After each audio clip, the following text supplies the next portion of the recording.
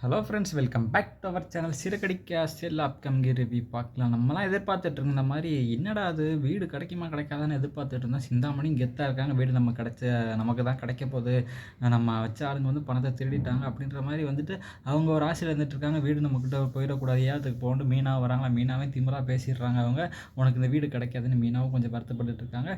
ஆனால் ஒரு மீனா இந்த இடத்துல வந்துட்டு கொஞ்சம் புத்தி யூஸ் பண்ணி அவங்க ஒரு வேலை பார்த்து எப்படியோ அவங்களுக்கு வந்து வீடு திருப்பம் கிடச்சிருது. அது என்ன மாதிரி பண்ணாங்கிறத நம்ம பார்க்க என்னன்னு பார்த்தீங்கன்னா, இந்த மாதிரி ஏழை விஷயம் போயிட்டுருக்கா, ஏலமும் நடந்துகிட்டு இருக்கு. உங்களால் எவ்வளோ முடியுமோ 53 லட்சம் வரைக்கும் ஒரு ஏலத்தை எடுத்துடுறாங்களா. எடுத்ததுக்கப்புறம் அங்கே இருக்கிறவங்க இதுக்கு மேலே யாரும் கேட்குறதுக்கு யாரும் இல்லை போல் அப்படின்னு சொல்லி ஏலத்துக்கு மணி அடிக்கிறாங்க. ஒரு தரம் 2 தரம் 3 தரம் அடிக்க போகிறப்ப டக்குன்னு 54 லட்சம்னு ஒரு குரல் கேட்குது. யாருன்னு பார்த்தா மீனா சொல்கிறாங்க. அவங்களுக்கு ஒரே ஆச்சரியமாக போயிடுது. இவங்களுக்கு சிந்தாமணிக்கு என்ன 54 லட்சம்ன்றா, இவள்கிட்ட பணம் இருக்கா அப்படின்ற மாதிரி அவங்களும் நினச்சி பார்த்துட்டு இருக்காங்க.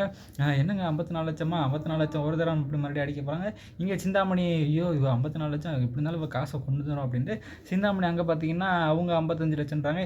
இவங்க அப்படியே மாற்றி மாற்றி மாற்றி என்ன முத்து வரவே இல்லையேன்னு அவங்க அண்ணாமலை கேட்டுட்டு இருக்கப்போ மீனா ஒரு ஐடியா பண்ணி இந்த மாதிரி ஒரு விஷயத்த பண்ணிடுறாங்களா.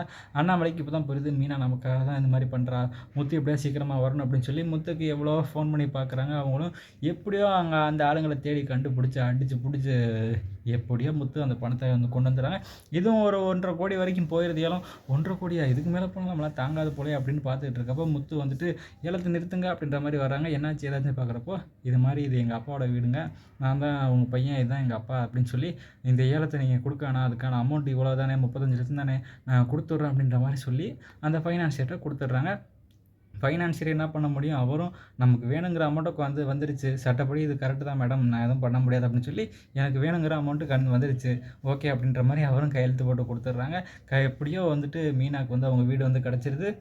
சமயோஜித புத்தியை யூஸ் பண்ணி வந்துட்டு மீனா வந்து எப்படியோ வந்துட்டு வீடை இது பண்ணிடுறாங்களா.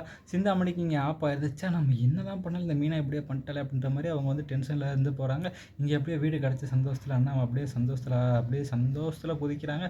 அங்கே விஜயாவுக்கு ஃபோன் பண்ணி வீடு கிடச்சிருச்சு அப்படின்ற மாதிரி சந்தோஷப்படுறாங்க. எல்லாருக்குமே அந்த வீடு கிடச்சிருந்துல ஒரு சந்தோஷத்தில் இருக்காங்க. நம்ம வீடுக்கு திருப்பி வரப்போடலாம் அப்படின்ற மாதிரி. இந்த மாதிரி படம் நல்லாயிருக்கு, எப்படி போகுதுங்கிறது நம்ம பொறுத்திருந்து பார்க்கலாம். இந்த வீடியோ பிடிச்சா மறக்காமல் லைக் பண்ணி ஷேர் பண்ணி சப்ஸ்கிரைப் பண்ணிடுங்க. Thank you friends.